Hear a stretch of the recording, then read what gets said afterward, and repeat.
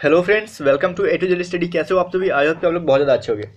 Guys, आज का हमारा टॉपिक क्या देखो, नेवी एमआर के लिए यहाँ पे लिखा हुआ है और एयरफोर्स ग्रुप वाई के लिए मैथ के लिए कुछ इंपॉर्टेंट से क्वेश्चन। मैं 5 क्वेश्चन करा रहा हूँ यहाँ पे। मैं 5 क्वेश्चन पे आप लोग देखना, कम से कम 2 का भी अगर सही आंसर दे देते हो, मेंसुरेशन का क्वेश्चन है, तो समझना कि आपकी प्रिपरेशन सही जा रही है। अब मैं आपको चैलेंज नहीं कर रहा हूँ, बल्कि आपको क्या, अगर ये समझो कि अलर्ट करा दे रहा हूँ कि मेंसुरेशन से क्वेश्चन तो एक क्वेश्चन आते ही है, इतना समझ लो। 1 या 2 क्वेश्चन पूछे जाते हैं, लेकिन ये 1 या 2 क्वेश्चन अगर एग्जाम में छूट जाते हैं तो सोचते कि आपको बोनस मार्क्स आपका कम हो गया। ठीक है, एग्जाम में बहुत बड़ा गलती कर देते हो आप लोग मेंसुरेशन के क्वेश्चन छोड़ के। ऐसा क्यों होता है?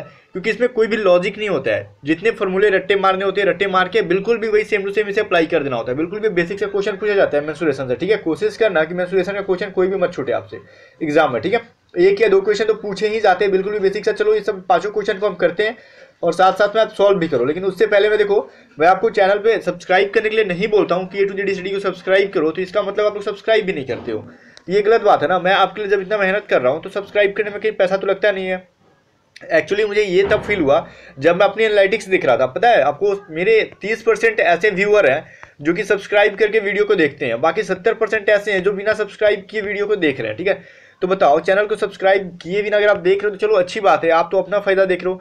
थोड़ा बहुत सब्सक्राइब कर दो कि मेरे चैनल का भी ग्रोथ हो जाएगा और देखने में भी अच्छा लगेगा। अगर आपने सभी ने सब्सक्राइब कर लिया होता तो अब तक 1.5 लाख के करीब में सब्सक्राइबर हुए होते। बताओ, 30% लोग सिर्फ सब्सक्राइब किए, जबकि 50 के अभी पहुंचा है। ठीक है, चलो बाकी डिपेंड करता है आप पे और आपके सपोर्ट के ऊपर। तो सब्सक्राइब करके सपोर्ट जरूर करना। ठीक है, वीडियो पसंद है तो लाइक जरूर करना। अब देखो, यहाँ पे सबसे फर्स्ट क्वेश्चन हम स्टार्ट करते हैं बिना टाइम को व्यर्थ किए। अब देखो, फर्स्ट क्वेश्चन क्या हमारा, किसी बेलन का, बेलन मतलब क्या, सिलेंडर, ये फिगर दिख रहा है वो सिलेंडर, ठीक है, का आधार का क्षेत्रफल 616 सेंटीमीटर स्क्वायर है। तो बताओ उसकी ऊंचाई जो है 40 सेंटीमीटर हो, तो इसके संपूर्ण पृष्ठ का क्षेत्रफल ज्ञात करो। चलो ये क्वेश्चन आप जरा बताओ। ठीक है, बनाओ, वीडियो को यहीं पर रोक के आप इस क्वेश्चन को बना लेना। तो ये बनाने का काम आपका है। तो देखो, मैं आपको बता दे रहा हूँ, आपसे अगर नहीं बनाया तो ये बेलन का आधार का क्षेत्रफल दिया हुआ। ठीक है, ये बेलन का आधार ये हुआ नीचे वाला, तो आधार का क्षेत्रफल मतलब आधार कैसा है, सब बेस कैसा है, सर्कल है। ठीक है, कैसा है, गोल है, ये सर्कल के जैसा है। तो सर्कल का पूछ रहा है ना, मतलब ये क्या बोल रहा है कि आधार का क्षेत्रफल जो है 616 सेंटीमीटर स्क्वायर है। तो जाहिर सी बात है कि किसका है भाई क्षेत्रफल, ये एक सर्कल का जो क्षेत्रफल है कितना है, 616 सेंटीमीटर स्क्वायर है। देखो, बेलन का आधार का क्षेत्रफल होता है भी क्या, ऐसे पाई आर स्क्वायर, और एक क्या, वृत्त का, सर्कल का क्षेत्रफल क्या होता है, पाई आर स्क्वायर। समझ में आया? दोनों का शेप सेम जैसा है। अगर नहीं समझ में आ रहा है तो ऐसा समझ लो कि बेलन का आधार का क्षेत्रफल क्या होता है, पाई आर स्क्वायर होता है। ये फॉर्मूला आपको याद करना होगा, नहीं याद है तो।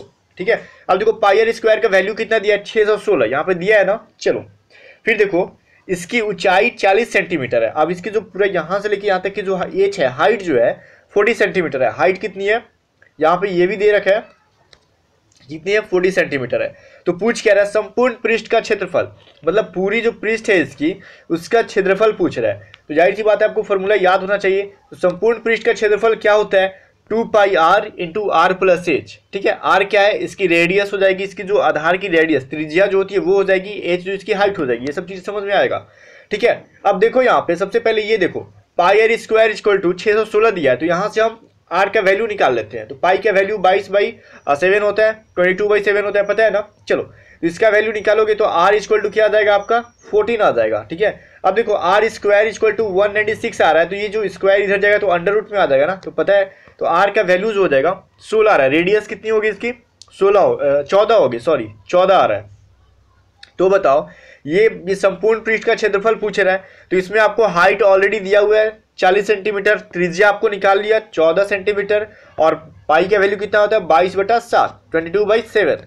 जब इसमें आप तो वैल्यू पुट करते हो तो इसे सॉल्व करो। ठीक है, सॉल्व करने के बाद आ जाएगा आपका 4752 सेंटीमीटर स्क्वायर। तो बताओ संपूर्ण पृष्ठ का क्षेत्रफल कितना हो गया, 4752 सेंटीमीटर स्क्वायर। अगर वीडियो समझ में नहीं आया, ये क्वेश्चन समझ में नहीं आया, तो वीडियो को थोड़ा सा पीछे कर करके देख लो। इसलिए मैं वीडियो को प्रीमायर नहीं करता हूँ, डायरेक्ट पब्लिश कर देता हूँ ताकि आप लोग वीडियो को पीछे कर सको।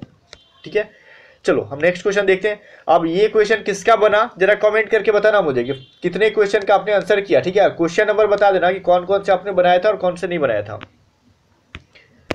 अब देखो ये जो क्वेश्चन, नेक्स्ट क्वेश्चन हमारा देखो, x-1 x कॉमा, ठीक है, पहला है x-1, फिर कॉमा x, फिर कॉमा क्या है, x+1। एक समकोण त्रिभुज है। ठीक है, त्रिभुज के भुजाएं हैं, ठीक है। तो बताओ एक्स का वैल्यू क्या होगा। अब समकोण त्रिभुज किसे कहते हैं, आप समझ लो, जिसे हिंदी में नहीं समझ में आता है, वैसा ट्रायंगल जिसका एक एंगल जो होता है 90 डिग्री का होता है, ठीक है, उसे क्या बोलते हैं हिंदी में, समकोण त्रिभुज। अब इसके तीनों भुजाएं दिए हुए, पहले भुजा कौन है, x-1, मान लो ये x-1 है, यहाँ पे फिगर ऑलरेडी दे रखा है आपका, देखिए ये वाला भुजा जो हो गया आपका, मान लो आपका x-1, फिर इसका बेस मान लो x है। अब इसकी जो है हाइपोटेनस में जिसको बोलते हो आप लोग कर्ण, ठीक है, ये कितनी है x+1। अब यहाँ पे बात आएगी कि x का वैल्यू निकालना है, तो लेकिन सर आपने ये बोलो ये वैल्यू पुट कैसे कर दिया, यहाँ पे तो कहीं लिखा नहीं है कि इसकी बेस कौन सी है, परपेंडिकुलर कौन सा है, ठीक है, ये तो कहीं लिखा नहीं है। देखो खुद से दिमाग लगाओ जरा, आपको पता है ना कर्ण जो है सबसे बड़ा भुजा होता है, ठीक है, कर्ण जो है सबसे बड़ा भुजा होता है, ठीक है, सबसे बड़ा साइड होता है इसके हाइपोटेनस में, ठीक है। तो देखो ये x है, x से जाहिर सी बड़ी है, ये x+1, x में एक जोड़ा गया है तो जाहिर सी बात है कि x से बड़ा हो जाएगा। अब ये x में ये कुछ घटा दिया है, x को -1 किया है तो जाहिर सी बात है ये x से छोटा हो जाएगा, तो ये सबसे छोटा हुआ, इससे बड़ा ये हुआ और सबसे बड़ा ये वाला हुआ x+1, तो जाहिर सी बात है कि जिसको विकर्ण होगा x+1 रखेंगे। अब देखो इसकी परपेंडिकुलर का मान आप x रख लो और इसका x-1 रख लो, तो भी वैल्यू वही आपका आएगा, ठीक है, कुछ भी इन दोनों को रख सकते हो आप, लेकिन इसका वैल्यू सही रखना होता है एग्जाम में, ठीक है। अब बताओ ये तो आपने पूरा रख दिया इसका वैल्यू। अब इसका एक फॉर्मूला पढ़ा होगा आपने, L² + B² = H², ठीक है, ये फॉर्मूला आपने पढ़ा है, ठीक है ना। ये जो हाइपोटेनस का स्क्वायर जो होता है, ये दोनों के जो स्क्वायर को जोड़ेंगे उसके बराबर होता है इसका स्क्वायर, ठीक है। चलो अब इस सभी का वैल्यू पुट डाउन करो, यहाँ पे क्या होगा आपका, L का वैल्यू आया हमारा, ये देखो L नहीं से P बोल सकते हो आप लोग, ये लेंथ नहीं है, P² + B² = H², ठीक है, परपेंडिकुलर बोलते हो आप लोग ना, एक्चुअली हिंदी में लंब, आधार और विकर्ण बोलते हैं इसे, ठीक है। तो इसे हो गया क्या, इसका वैल्यू x-1 का होल स्क्वायर प्लस x का स्क्वायर = x+1 का होल स्क्वायर। जब इसे आप सॉल्व करते हो तो कैसे सॉल्व करना है आप ये समझ लो, इतना भी समझाना पड़ेगा आपको। a-b का होल स्क्वायर वैल्यू रखो x² + 1 - 2x, फिर आपका x² का वैल्यू x² हो जाएगा, = a + b का होल स्क्वायर क्या होता है, a² + b² + 2ab, वही रखा हमने वैल्यू यहाँ पे x² + 1 + 2x, ठीक है। तो वही ऐसे सॉल्व करो तो इसे x = 4 आ जाता है। तो यहाँ पे बात समझ में आया, x का वैल्यू आपका कितना आ गया, x का वैल्यू पूछा था 4 आ गया। अगर x का वैल्यू ना पूछ के किसी साइड का वैल्यू पूछ लेता तो जाहिर सी बात है इसमें x का वैल्यू रख के किसी भी इसके मान लो हाइपोटेनस में या फिर परपेंडिकुलर या फिर इसकी बेस का वैल्यू आप निकाल सकते थे। बाकी यहाँ से आपका रास्ता क्लियर हो गया, लेकिन आपको यहाँ पे सिर्फ x का वैल्यू पूछा था, तो बात समझ में आया x का वैल्यू कैसे निकालना है। चलो हम नेक्स्ट क्वेश्चन देखते हैं, और ये क्वेश्चन किसका किसका सही था जरा कमेंट करके बताना। नेक्स्ट क्वेश्चन देख लेते हैं अब हम।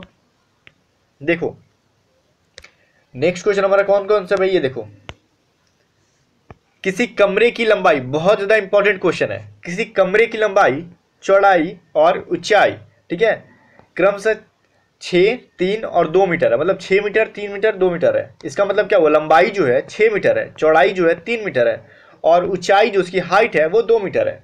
तो बताओ जिसके अंतर्गत अधिक से अधिक कितना मीटर बड़ा छड़ रखा जा सकता है।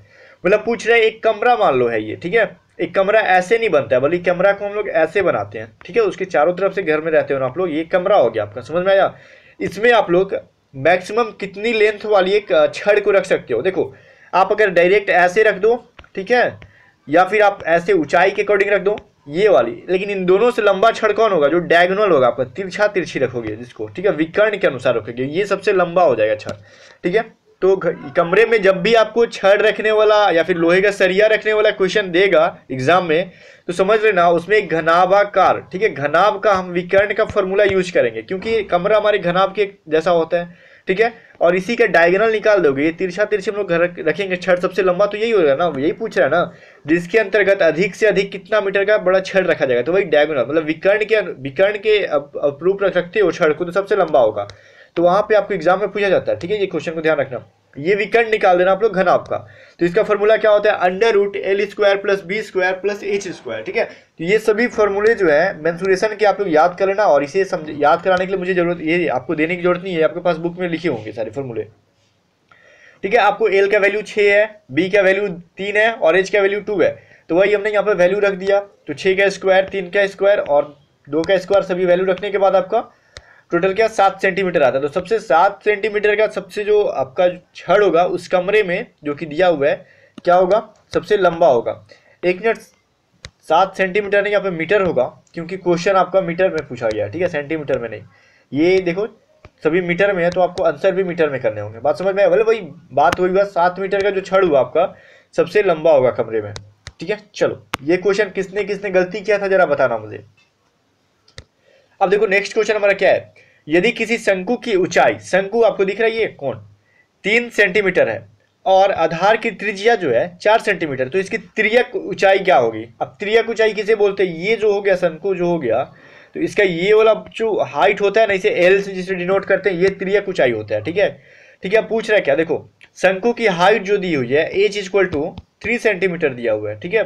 हाइट इसकी कौन सी, ऊपर बीच में से जिसे देखते हैं वो है हाइट, ठीक है, 3 सेंटीमीटर।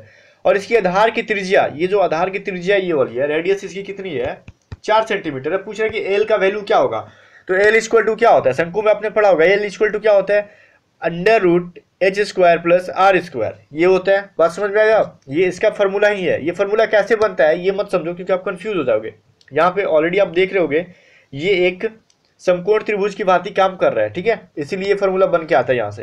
तो एल का फॉर्मूला क्या होता है, under root H square plus R square. इसका वैल्यू पुट डाउन करो यहाँ पे, एच का वैल्यू क्या हो गया 3, तो 3 का स्क्वायर, और आर का वैल्यू 4 है तो 4 का स्क्वायर रखोगे तो आपका क्या हुआ, एल का वैल्यू क्या आया, under root 25 equal to 5 centimetre. बात समझ में आया, तो ये आपका यही हुआ ना, तो 5 सेंटीमीटर एल का वैल्यू आ गया, यही आपसे पूछ रहा था। ये सभी इंपॉर्टेंट सारे क्वेश्चन है, और आई थिंक आप, मुझे ये नहीं कह रहा हूँ कि सिर्फ यही सब क्वेश्चन पढ़ के जाओ एग्जाम में तो सेम टू सेम आ जाएंगे, आपको घुमा फिरा के ले लिया जाएगा वहाँ पे कुछ भी, ठीक है। तो कोशिश करना कि मेंसुरेशन पढ़ के जाना अच्छे से, थ्योरी, और उसकी थ्योरी पढ़ लो और उसके फॉर्मूले को अच्छे से याद करके जाना।